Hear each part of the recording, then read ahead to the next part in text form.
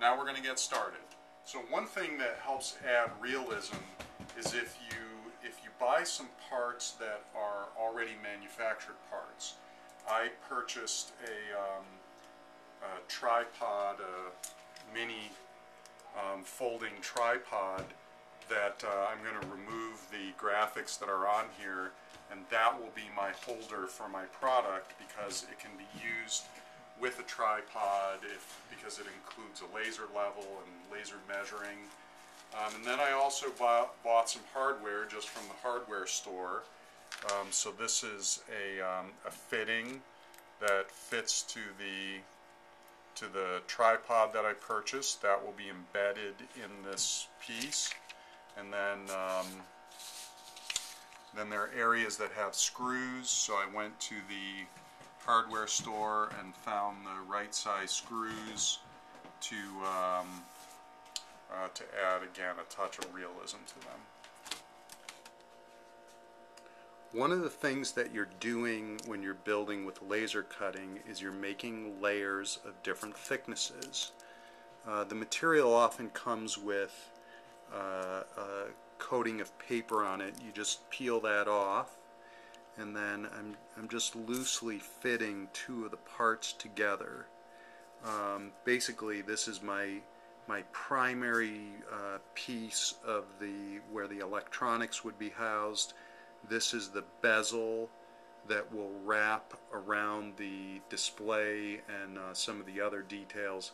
This hole in the middle is so that I can attach my fitting, which I've trimmed.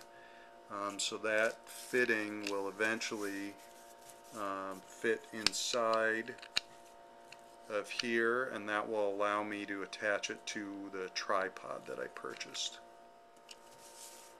What you want to do when you're gluing parts together is you want to take your applicator with solvent, and you're going to line your parts up, and you're going to apply a very small amount of solvent between the two layers of plastic. It actually capillaries into there and then melts the two layers together, and really they become one piece of plastic. I'm now working on the back side, so you can see I glued the bezel onto the front side.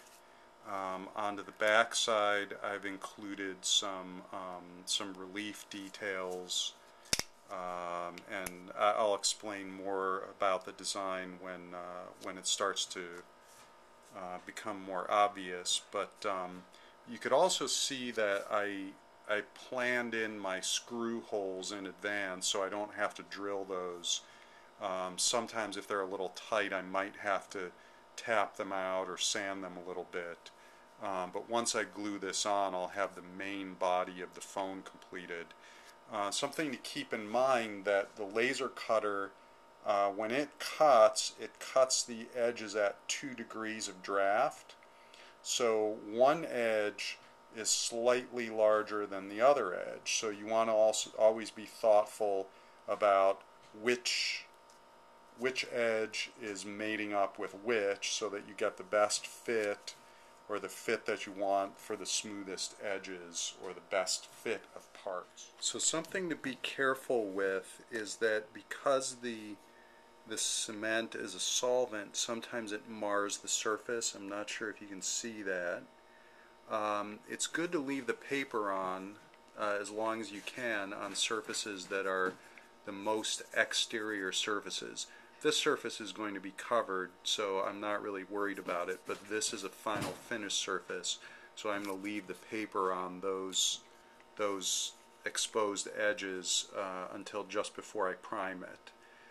You can also see through on the back side, you can see where the cement filled and where it didn't. So it's usually a good idea when you notice that to go back in and add a little bit more from the other side, and that'll help fill it out and make sure that it fills nicely and stays secure. So I want to point out that there are times when all your best planning doesn't quite work out the way you thought. There was a piece that I designed to fit in here that's supposed to be a laser measuring feature that I did not fit properly. I made the part too small. So what I've done is I've cut a shim so that I can, instead of waving the white flag, I can fit that in there. It's not exactly how I wanted it to be, but it'll work just fine. Once I fill this in with putty, filler, and then prime it, you'll never notice that I made that mistake. I wish I would have caught it earlier, but I didn't. But I'm able to recover from it. I have glued together the main pieces of the body, and I've removed all the paper. I've also done a very little bit of sanding around the edges, and now I'm going to prime this, and that's kind of a moment of truth. The thing about priming is, don't do it unless you have time to let it sit and dry properly, or else it never is quite dry. But we're going to prime it and take a look at what it looks like.